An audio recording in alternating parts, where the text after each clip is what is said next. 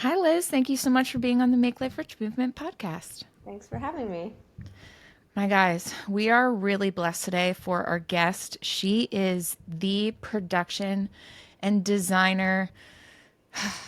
I'll call you like the expert of Philadelphia. You bring installations, experiences, brands, products, restaurants, weddings. You bring them to life in such a way that I think just makes it so immersive and unforgettable. And I, for one, am so excited to talk all about your career and all the work that you've done. And I'm just so thankful you're on today. Thank you. I'm grateful to be here.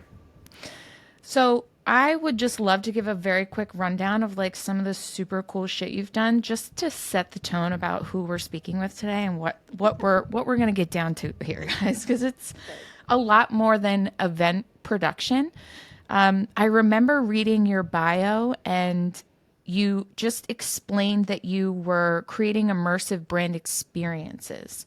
And I think just the change of the word experience from just like event design or production design, that's understood, that's expected. But the kind of work that you provide truly is an experience. It's always felt like an installation of some sort.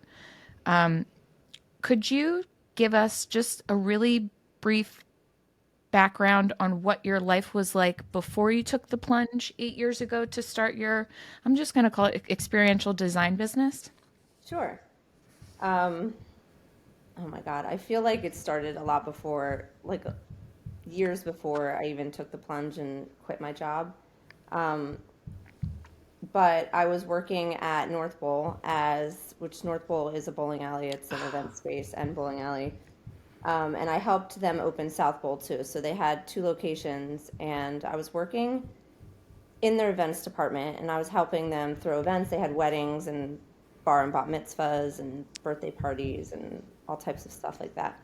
And at the time, social media was starting to like boom, and every brand was coming onto social media. So while I was at North Bowl, I started to take over the social media accounts. So I was doing a mix of events and media, essentially, social media, and creating content, and that turned into creating events as well. So I started throwing art shows in the bowling alley and booking DJs, and I think that's really where like my professional career started, as far as like experiential events, because like I said, I was throwing art shows in a bowling alley, which is kind of like a funny, weird thing. It was definitely a different experience from like the traditional First Friday art show that we're used to seeing, because people would come and we'd have like music, we'd hang the art in a weird way or a different way, and book music that had to do kind of with the artist. And it was definitely more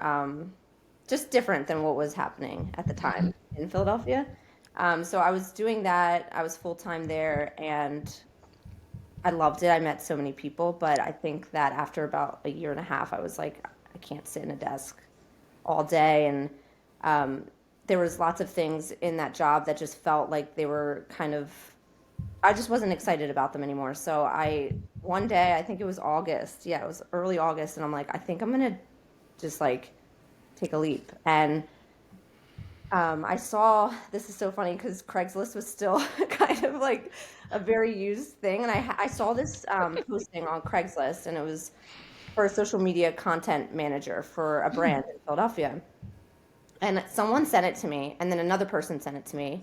And I was like, okay, that's a sign. I'm very much into like the sign, even if it's just like something I needed to like really go for it. So I wrote this person on Craigslist, got an interview, and I got the job. And I think I was making like $600 a month, which is insane to like Yeah. leave a job for $600 a month Yeah. is crazy.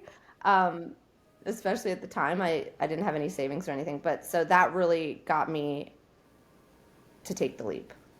Yeah. So yeah, that's where I was at the time of the quitting of the job. I quit, and then I jumped into like my first freelance gig, which was $100 a month. And Running. what year was that? Oh my God. Was it I like 2013, 20, no, I think it was, what year was it? 2010, 2015. 2015? I think See, that was August. an interesting that was an interesting time in Philly, and it makes a lot of sense just universe wise that you got pushed to jump then. I will say I'm older than you by a little bit, not too much, but I started doing PR and events in 2008 when like everything crashed. I just graduated. I had a full-time job and then it went bye-bye. And it was when the city was changing from nightclubs to restaurants. Mm. But we were such a club city and a party city that everybody had to scramble and adapt and find a restaurant with an upstairs or a restaurant that would allow them to have the after hours. And I think over those like 3, 4, 5 years, it really hit a peak to where now we needed to elevate those experiences. That is literally your timeline of starting. And you were the one tweaking those events. I remember you at South Bowl. I remember the events you were throwing. And at the time, I had to go out all the time for work. Like I was going to 2 or 3 events a night. I do remember very distinctly feeling that this was like ambiance. It's like, ooh, like, okay, like I'm feeling a little less vibes. Like this is fun. Same people you see every night at every event. Philly is big but small. Yeah. And your work was being talked about. I do remember that. And I was close with friends of yours, so I was hearing about you a lot more for sure, but you were spreading amongst the scene and absolutely influencing other restaurants and other businesses that knew like, all right, I guess we got to put a little effort into this. Like people want more. They want a little, carpet event outside of the shop, and like there's a step and repeat, and there's going to be photography. Like that was the time for that, and you really swept up during that period. Yeah, and that led me actually into more nightlife event stuff. And it wasn't necessarily even nightlife, but it was like music. I started working with Brady, which is DJ Silo, and Josh, who's BWC. And Josh and I met through BWC, is one of my best friends now. But that was our main goal. We're so tired of like going to the same few places to dance every weekend. And like we didn't want to go get pushed around and just be in a loud, like kind of drunk scene. So we started throwing music events too, where we were like taking over random places in the city, like coffee shops and retail stores. And I think that was the fun of it too, because we're like, whoa, we're all dancing and having drinks and listening to music in this place we would never ever get to do that. So yeah, it was around that time period that happened too, and social media was changing too, where you kind of had to have an Instagrammable moment, sort of like people wanted to have something to take a photo of or in front of to show that they were where they were. Became kind of like a scene thing. I want to revisit that in a later question about your work and your typical style of work. You absolutely have a thread that you can identify you through all of your projects, whether personal, like a wedding, or like a corporate shoot. You're doing something like super installation esque. It's art. It's always art. I was asking my husband, I'm like, I'm struggling with what to identify. He's like, she's an artist. This is art. And I was like, oh, thank you. It is art. So you're an That's artist. honestly my struggle, and I'm sure we'll touch on it at some point later too, but my struggle forever since I took the leap, and even in my job, my full-time job, it's hard to identify myself. I have a hard time identifying myself because I feel like words kind of box you in, and um, the work does hold hands. Like all the work that I do holds hands and supports each other, but they are different titles, and it's kind of hard to find a title. I think I was afraid to call myself an artist for so long because I wasn't like a traditional artist that was left art school and had like a degree in something specific. So it's always been a challenge for me too. It's so interesting to hear that because when you look at your work, there are a lot of event designers, totally separate from event planners, which I think unless you've been around a lot of events, you think it's all the same person. Like the person that's figuring out your catering is also like putting up art installations and like, no, it's all totally separate. You are the soul of an event. You come in, you set up the space. There's only one other company that I'm obsessed with that is doing design work, and really they're very new. They're called Venus and Hyvel. I think you've worked with Adrian for the scape that you did Yeah. at the W. That table scape, we're going to talk about it. It was stunning. But I really love the Garcias and the Kikers. Their work is beautiful. But they're very new to the game. You've had 8 years in this industry, and the work that you have put together both for corporate parties, like you did the Eagles Christmas 22 and 23, that looked like so much fun, very Kardashian-esque in like the grandioseness of it. It was very Mindy Weiss, but like for the Eagles slash yours. I adored it. I was like, holy crap, she made them a wonderland. Like you're making grown men that are like 300 pounds and brute. Like they were like, like looking around, loving what they were seeing. Like that was really special to see. Yeah, it's surreal. It is. I still can't get over it, and I love the Eagles, so that's an honor. It is. Yeah. Oh, yeah. I'm sure as a Philadelphian, you're like, okay. Oh yeah, it's like the top for me. I would love to discuss. I picked like a few of my favorites. I'm wondering if they're yours as well. But the Red Bull Al Capone dinner at the Eastern State Penitentiary, everyone's been through there, guys, right? You know, we're talking about the vaulted ceiling right next to his cell. Yeah. You turned that space. I immediately knew where it was, and I it brought a tear to my eye. I'm a crier, like I love Beauty and a Taurus. It gets me immediately, Me but too. Me too. shut up. I am. Oh my God, that's why I'm Why obsessed with my you. friend thinks I'm ridiculous. He's Yeah, always laughing at me because I'm like, it'll be the tiniest thing in a movie, and I'm like, yeah. My husband's a Virgo, so he's very deep with the beauty, so he gets it. But yeah, I cry in every episode. It's just how it goes. But the freaking tell us what you did. I'm going to link show notes to like all of your products so people or your projects so that people can see them because they have to see them. They were stunning. What went into that? Like I know what it looked like before. How yeah, the hell did you make it look like that? that was a wild one. It was actually Red Bull's first curates in the U.S., which was an honor also, and they chose Philly, which was amazing. And I was working with New York Red Bull and Philadelphia Red Bull at the time, and I was doing um, Red Bull Presents, which is they were like music centered events, and I would basically get hired to do what we're talking about, like experiential design, but also installations where people could like interact with the brand. And at the time, they wanted to bring Curate to the U.S., so they approached us, and I forget why. Oh, it was Al Capone's birthday in May, and that was the date that they wanted something in May. So we're like, okay, well, let's go to the penitentiary. It's where he was, and then we can center everything around Al Capone and his life. So his lifestyle obviously was like a mobster. He's Italian, and um, I worked with Brandon and Brendan, their names were, and we sat for like months and worked on this. It was a really curated and very specific event. We invited 30 guests from different avenues of Philly. Like Alex Holly was there, and Mike Jarek from Fox Morning News. But then we also had like some restaurant tours and some like influencer people. So it was a really fun mashup of guests too, which I think is always so important for any event. But yeah, we centered the event around Al Capone. We had prop money, basically stacks of money that was from the 1920s era, and we sent a telegram out to each guest that was written by Al Capone and invited them to the party. And it was very kind of inconspicuous. People didn't really know what they were going to get into, which I thought was added to like the allure, and it was fun. And so when guests arrived, they came in through the penitentiary doors and they had their photograph taken on a Polaroid, and it was meant to be like kind of mugshot by black and white. And Oh God.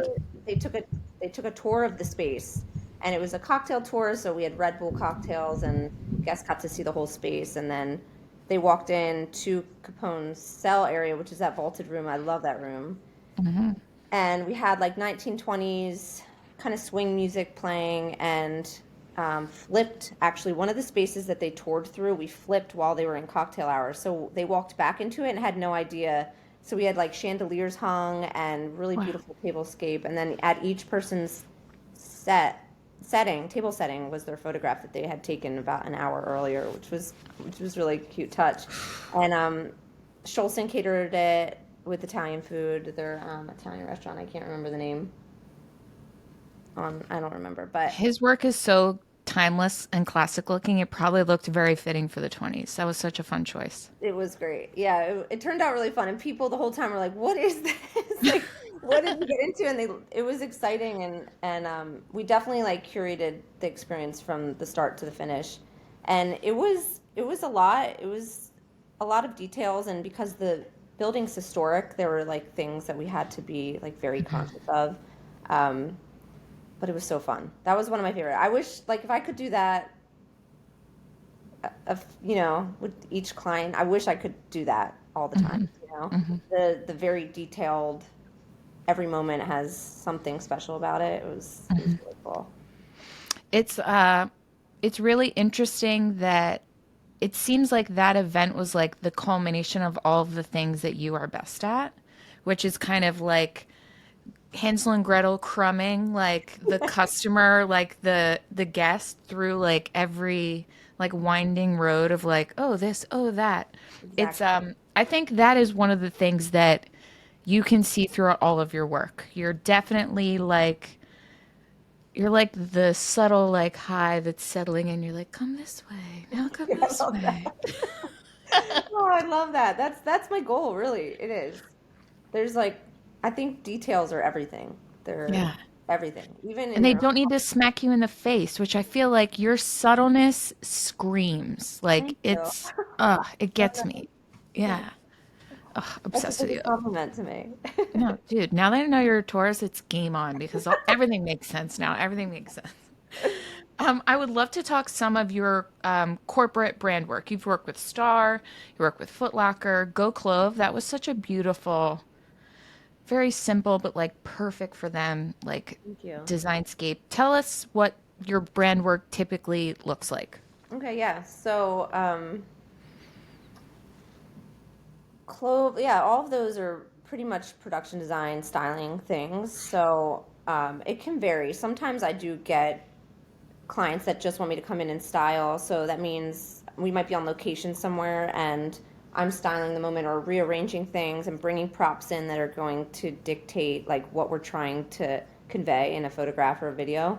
Um, I work a lot now with Universal too, Universal Music Group. So Oh, they cool. are basically they have every music artist you could think of under their belt. That's how I started working on the Carnaby and Rolling Stone stuff most recently. But basically, the client will come to me. A lot of times, they have some sort of vision that they're going for. Whether with Puma, like the last one was back to school, so we picked Bach. I might be involved in location. Sometimes I'm not. I love being involved in location. I think that's some of the most fun parts of the research. Yeah. Um, but yeah, they'll come to me. They'll have basically an end goal in mind that they have a new collection and it's releasing for whatever reason, and then it's my job to create whatever the environment is that we're shooting either the models or the product on. So it's very similar to event work.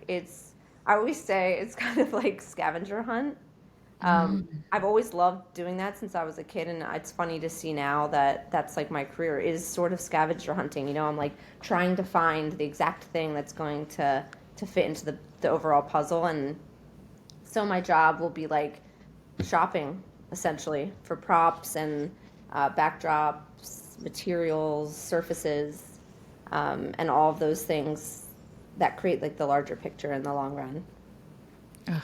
You're layering the cake, like putting it all together. Yeah, It's it's so so fun. I love, love, love my job. Yeah. I It would definitely, probably do all of it anyway if I wasn't in this career. yes.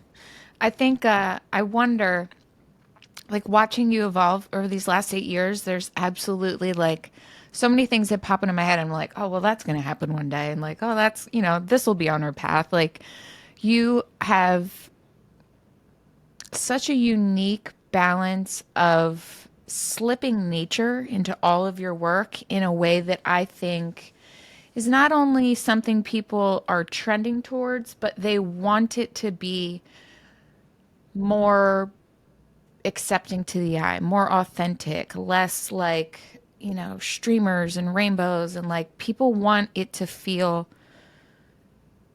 comfortable, familiar, like maybe it's not something you get to see every day. Like I'm speaking mainly about your work with Sid for his stage. Oh my God. Can you take us through that? And did you travel for each city to reset up the stage for every show? So, when Sid released, well, Sid was going to release the album, and it was her first solo album. So the artwork sort of dictated the set design. I don't know if you ever saw the album cover. So I didn't see the album cover, and I thought Sid, I assumed a man. So Sid is a woman, my yes, guys. yes, yes. My apologies. That's Yes. okay. I Yeah. didn't see the album cover, just the stage. Yes. So the album cover was this like AI. It was like right, that was a couple years ago. Oh my God, I can't believe it's already been a couple years. It was like an AI inspired. Well, an artist made it, but it looked very AI to me, and I love that like juxtaposition because it was like AI of nature. It was really cool, and um, I use that as the inspiration for the overall set design, and it was very much up my alley. I love plants in general, and I do tend to draw them into whatever I'm doing. Um, so yeah, Sid's team reached out, and I was in Philly at the time, and they reached out around January, February with the start of tour in April. So it was going to be a U.S. Canadian tour with Canada being the first stop on tour, and that was like totally goals. Like Sid's tour was, I wanted to get a stage so badly, and especially Wow. a tour. So that was definitely like a bucket list thing, and one of the best experiences I've ever had. It was really surreal, but yeah, I went out. I flew to California. I brought an assistant out there that was working with me often. She was design coordinating for me, and um, she really helped with everything from start to finish. And we basically found a fabrication team that works in LA and partnered with them. So we spent like 2 weeks out there building the set together, which was really cool. And I mean, I love LA. If I could be bi-coastal, I would be bi-coastal. For sure. I'm going to be one day, I will be. But yeah, we built the set out together, and the original plan was to be on tour for very specific dates, and I taught their stagehands how to set the stage. Um, Challenges that I didn't foresee. There were so many things. It was my first time. I didn't. There was all these things that popped up that I hadn't could never have anticipated, and then the fact that each stage is completely different, like dimensions and floor plan wise, we had to be able to pivot. So we did design with that in mind, but the stage looked different at different venues. Some venues were the size of TLA, some were the size of Union Transfer. Just we had to have enough pieces on hand to fill a stage or to slim it down and get the point across. Hmm. So I went out for the first show on tour and two others, the last and one in the middle when they were on the East Coast. So So cool. it was really one of the best experiences. And Sid's amazing, great team. It was just like, it probably was the best way to be introduced into that world, you know? It's really it it definitely filled the stage in a way that it didn't look filled. It kind of was, this is gonna sound funny maybe, but the only way I can describe it is like when you were in preschool and you would like just fall into like watching a play on the stage and you're like, wow, like it created a world that I'm sure if I were also vibing out to like my favorite artist, I'd be like, this is fucking sick. Like, Oh my God, what's going on? it was really cool. Yeah, the fog was like vibey. It was cool, and Sid's music is just like kind of that ethereal, in your Mhm. feelings type music. So it felt good. Yeah, the little hills, like it was, it just, yeah, it was super creative. I was obsessed with it when I looked at that. Um, I would love to talk a little bit about where you kind of attributed this creative flair, your artistry, your overall aesthetics. You have such a beautiful home that you're working on now. You have beautiful work. And if you were to meet her in person, guys, she's very, you just have this air about you, like you can make anything beautiful, like you can make anything like a thing, which very much comes across in your work. So, can you tell us a little bit about where you attribute your style from? Sure, yeah. Um, my mom really, my mom, and we talked a little bit about my grandfather, but My mom, like, my whole life did what I am now doing as a career to us. Like, that's how I feel about my mom, the way you just described me. So that is like the biggest compliment. Oh. Thank you. Thank you for saying that because I don't even know if I could have said that more clearly about my own mom, and that's how I feel about her. Like my mom made everything beautiful. Even just like the way I saw things, she would point out since I was a baby, like what is so special about a bird on a branch, like simple things that you see every day. She really instilled awe in me and just like presence and she is so good at making experiences out of like just basic things that you're doing in your home. Like we would have I said this to somebody before and I feel like it is a really good example of my mom. Like we're having cereal in the morning, which is like you do it every day. Milk comes out of a container, you put it in a bowl. She would like take me to the bowls, let me pick a special bowl that I thought was special that day, and then we would pour the cereal and she'd put the milk in like a really special container that then we poured onto the cereal. And it sounds so silly and it's like some people would be like, "Oh, that's a waste of time," but that's just the way I view everything. Like we can do things on automatic and as fast and efficiently as possible, or we could do them with like reverence and patience and like presence and make it special. Like it's an ordinary thing, pouring milk into a bowl, but she always made life just that much more magical. And so I think that's why growing up I like loved to host friends and to do that. I wanted to do that for Oh. people. So I would like since I was a kid, I remember I was in I think freshman year of college, I had zero money. I'm like barely making enough money to get to class, and I would take like $150 and throw like a party at my house and make it like thematic and like black and white and everything there was. I think about it now and it's like funny because that was my college version of now what I've grown up to do. But Mhm. um, I always loved hosting people and I liked making people feel special and just make a normal thing not normal, I guess. A little more Yeah, man. extraordinary, I guess you would say. Your mom sounds like a special woman Oh, because she she's the made a best. huge impact in you. That's Oh really, yeah. it's really beautiful. I I will have her at everything that I can have her at just because I love her perspective and her feedback. Even if we don't agree, we'll like disagree on a lot of things, but I love hearing her view of something and so many times she elevates things that I do. So, yeah, I would totally attribute a lot of what I do now to what my mom taught me. And it's interesting to me. I like full circle moments. The fact that something is mundane and typically very rushed and very chaotic as breakfast in the morning with your children, for her to have the forethought to slow it down and make it a present, enjoyable thing is one's just such a beautiful sentiment to pass on to your children and to make a habit. Like that's really beautiful, but it doesn't like escape me that you could create a normal event and there's no shame in a normal event.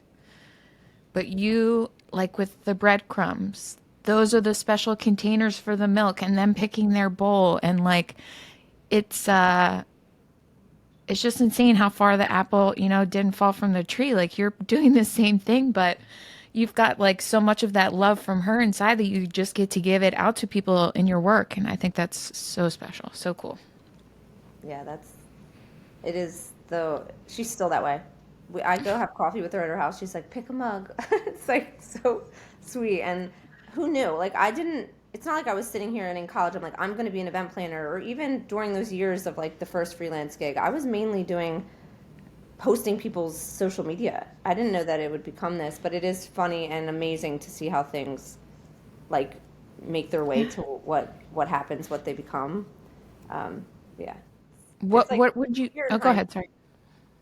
I was just gonna say it's like in hindsight, it's so clear, right? To me, it makes sense. Of course, this is how it went, but while it was happening, it didn't feel like that. Yeah, You for know? sure.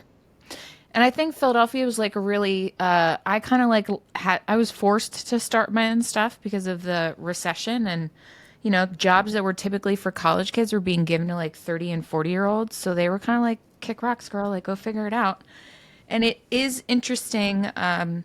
If I look back to 2008, it's like, whoa, like I was doing the weirdest stuff. I was doing promos for the Penthouse Club over in like Port Richmond, and then like Oh, doing like Denim Nightclub, and like, like all of the OGs that were kind of fizzling on their way out. And then clubs died. And I was like, well, people like food. We're getting a whole bunch of these really cute little shops that are like turning it up. Let's do something there. Let's figure this out. But now I'm doing a podcast. Like, the only thing that really makes sense looking backwards is that I just allowed my interests to guide me because I didn't want to be bored. And I think that's one of the keys that everyone that I interview seems to kind of have being like the thread throughout. They're like, I just didn't want to be bored. I knew that I had this talent.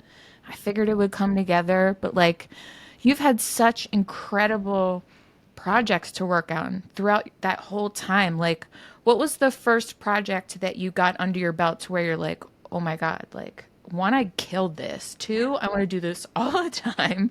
Like, what was that first, like, the memorable one that comes to you? Like, okay, this is when I knew I wanted to do this and I could do this. that's a good question. One that's like popping out, I would say it's so I think on the path to where I am now, which is doing a little bit of kind of all of the things. Um, when I was doing BWC events, there was a few that I was like, this is it for me. Like, I love this, like watching people come in and interact with the space I created and like listening to music and drinking like a weird chlorophyll drink that I made because it was a funky color and I like knew people would freak out about it or something was the best. And I still enjoy that. Like you said, watching the players walk into the Eagles holiday party is like, that's all I need. Like, and their wives and them taking pictures and how special they feel and walking into a space that looks completely different normally on a normal day and um, that's come through a few times in my career path. I'd say like one of the first BWC events that I did, I definitely felt that, and then I did this wall on Walnut Street for the Amerique. I Oh don't my know. God, with Gabriella, I Yes, loved Gabriella. it. Yeah, It was so perfect. I would say that was a big moment in my career. I did her photo shoot for her brand, and that wall I was so proud of, and I gave everything into it, Dude. and it was definitely a meshing of all the worlds. Like I built a set, but it was Yes. also using flowers, and then people interacted with it Yes. outdoors. So it was like this Instagram content thing. Um, so it was all the things together that I do, and I Yeah. think that moment was definitely like a turning point in my career too. People started to then I got a lot of work from that. That Hmm. people were like, "Oh, we want an Instagram wall," or "We want." Yeah, it really was geared towards Instagram a lot of times, and then I kind of took the ideas and I'd be like, "Well, let's take it a little bit further," and that's where I'm the so rest. glad you said that. That's exactly what I was going to pull out from this. And I did want to talk about the Amerique wall. Gabriella's brand is so beautiful. Like her tagline I think is like reality is extraordinary. Yeah, reality meets extraordinary. Oh gosh, like she exemplifies that. And then to have seen the wall that then her designs were worn by models in front of, you literally verbatim, physically, textually, like created her brand so perfectly. It's like if you didn't understand what the brand was before, you did after you looked at the wall, and you certainly did after you looked at the product photos. Those product photos were French fashion level, like on like outrageously creative and just provocative in a way that I did not expect. But where in your design process are you considering it being an experience in the physical and then just a literal like iteration of the brand via a product and the product like design and photo work? So, can you repeat that question? Sorry, I'm. When you're like thinking about making that wall, how are you being able to get both of these results at the same time? Like you literally made something people are like, "Oh, this is cool. I'm going to take a like selfie in front of it." But then you physically brought her brand to life via the model photos that were taken to show the suits and the clothing. But are you like taking that into consideration when you're building this thing that has to serve multiple purposes? So they were actually two walls. There were two different walls Oh, the for one outside, and that, then the other one was for a photo shoot. which was a crazy challenge also. Both I was so young and green in my career with flowers that I think back and I'm like, I'm so much more equipped to do it now. But I'm very much a yes person. I will figure it out. I think everything's figure outable. I think Mhm. someone wrote a book about that, and that's the way I think. I will say if I want to do it, I will say yes, and I'll figure it out. And I'll do whatever it takes to get there. So, and that's pretty much what happened with both of these things. And I don't even think at the time, now I create like vision boards. I use AI sometimes to convey what I'm trying to do. I'll sketch, I will pull inspiration images, and I make design boards that show like each thing so a client is pretty clear on what they're going to get. Then I was like, yeah, you want a green wall, I'll make it. And then I figured it out. But I knew she has like background. I pulled flowers from like where her family is from and made sure that they were like they spoke to the brand in that way. Um, and then when it came time for like the actual physical event, which was the like flower wall on the side of the road for an entire day in July in the summer, um, we picked like bright colors and things that were going to attract people, but we knew pretty much that, and especially at the time, people would stop and be like, "What is this?" And Yeah, a neon light anywhere is a beacon. especially at the time, it was like neon was just starting to bubble everywhere, and Yeah, um, people really liked it. It was cool. That was really fun too. Just watch strangers walk by, and they couldn't help it but be intrigued, yeah, and they're on their way to work or to grab lunch, and they're getting a quick photo. It was really cool. yeah. Like a Love that. secret little surprise on their walk for their Yeah. day. But the virality of that as a campaign for Gabriella, I remember seeing it because I was walking out from hot yoga and I like walked past and I was like, oh my God, that's so cute. I look disgusting right now. I'm drenched, BRB. And I came back later that afternoon and I was like, man, like it was mobbed. People were everywhere. I lived in Rittenhouse, so I was like walking back and forth doing my errands. And it was really cool to see like random grandmoms taking pictures. Like So they thought it was fun. It was cute for them. They're like it is happy. like every type of person was taking pictures. That's what I love too. I think this multi background, multi generational ex- experiences or things that can make an impact on anybody, I love. Not just for like the TikToker people or, I think that's the coolest part. If it's going to make anyone stop, even the business guy who's like got better things to do it, even if he's just like, whoa, what is that? It's like Yeah. you made an impact. Yeah. And I would love to see more of that in Philly. I do think New York, you see stuff like that a lot more. Hmm. Brands invest in like pop-up shops or like brand activations that are just on the side of the road or floral installations you find. I feel like we need more of that in the city. I would love to see that happen more, like brands invest in 100%. stuff I like that. think you and I'll say the Cashman Associates were two of the biggest proponents for marketing events and those types of brand experiences really taking a leap in Philly. I think people thought it was a good idea, but it wasn't for them because maybe like they're a sandwich shop or like this or that, but you kind of created an environment where it inspired other businesses, I think, to just open their thought process to like, well, what could we do? We could do something. Like, what could we do? Yeah. It was really evident, especially with your walls. I do remember that becoming a thing, and all of the events we were going to, we're starting to now see more of these types of decorations that are out, and there's a lot more that they expect you to work your way through. And now there's different rooms within one event, and like each room has its own thing. That did not happen before 2015. Events before that were very much just about the people that were going to be there, and that was it. And like we were lucky if it's at a Steven Star event because they always had a damn good spread and like Right. a little bit of an open bar, like, but other than that, you were literally just going to meet your friends, help spread the word by putting it on your socials or whatever you were doing, and then you called it a day and went to the next place. Now, and especially like the work you did with the Horticultural Society was stunning. Like people want more fancifulness. Like people, it seems, are starting to consider like, well, how can we turn this up several notches because we only do this once a year. So like, let's give it all we got. Are you seeing that more within your business and kind of what your customers are saying when they're coming to you with their thoughts and ideas? Yes and no. I mean, it always comes down to like, is what do they want to spend? You know, it's like budget. I wish budgets didn't exist because I think everyone we'd have a lot more fun. Yeah.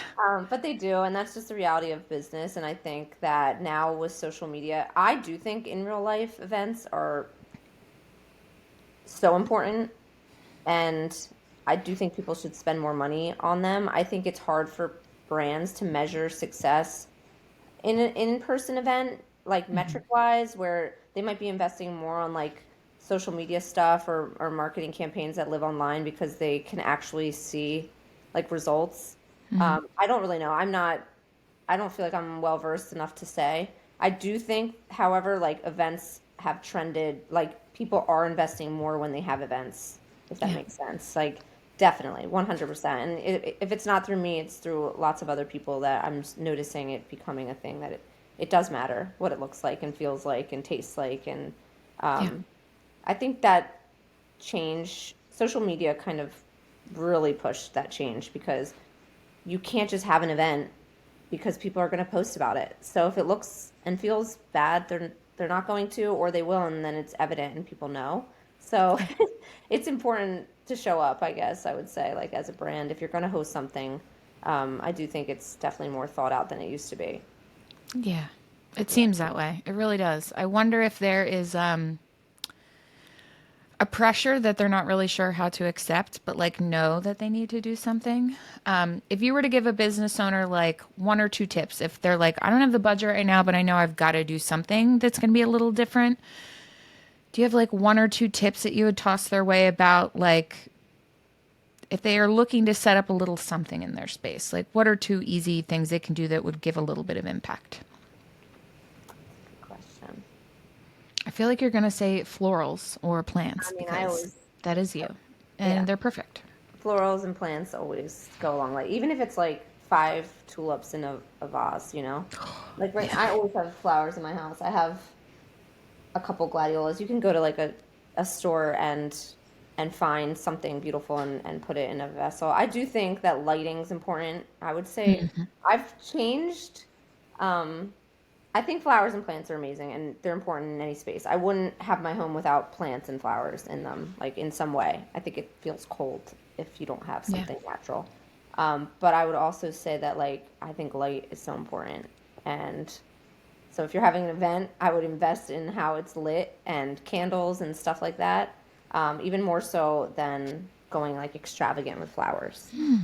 That's I'm true. talking to a lot of clients, or I speak with a lot of clients all the time that are like planning a wedding or an event, and um, I would even say that I would put more of my budget into like lighting than I I love would, that.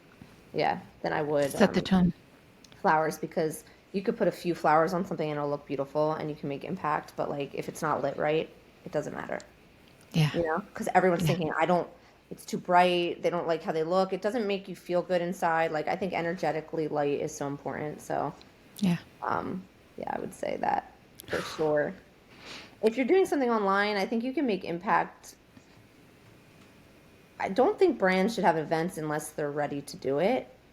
I would rather see like a really cool rollout online that's like personal or even like sending direct brand experiences to specific people that they can like unbox or have an experience at home rather than like have a party for a lot of people that's kind of like doesn't make the mark. If that makes Yeah. sense. So Yeah. I feel like more personalized and specific I love content that. is better. Yeah. I love that. And that does make sense for you and your work. I feel like the lighting and the naturalness of plants and the wood that you use go hand in hand for you, for sure. That Yeah. makes a lot of sense. What like pie in the sky project are you like visualizing every day that you can't wait to manifest? Because I need to know like what is the epitome of what you want to get your hands on? I Because want to do a I runway need to see show. it. I want to do a runway show so bad. I am like you Yes. said something like that the Mary Kay thing reminds you of like French fashion. Like if Mhm. I want to I will do. You will do a No, Parisian fashion in show during Paris. Fashion Week. Yes, Oh my yes. gosh. I want to say that like that is has always been my goal that I didn't know was there, and Mhm. that everything has kind of like come back around to. I went to school for textiles. I went to school for fashion. I went to school for fashion because I didn't know what I wanted to do, and I knew I wanted to be creative. And it was like I loved Project Runway, and Mhm. I loved the fashion shows at Project Runway. I would be like, I couldn't wait to see what music they picked, what makeup and hair they picked, like what the seats looked like that the guests were sitting in, what the runway looked like. And I now think that that literally puts every bit of the world that I'm in together. And yeah, that's my 100%. goal for sure.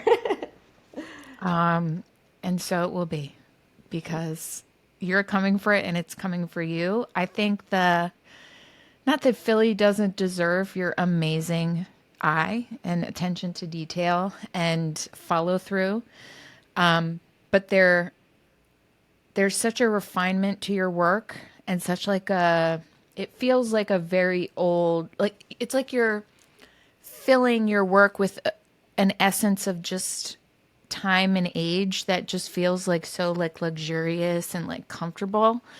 And it always popped in my head when I would see her stuff. And I'm like, man, one day she's going to be working with like Louis Vuitton in Paris. It's going to be sick.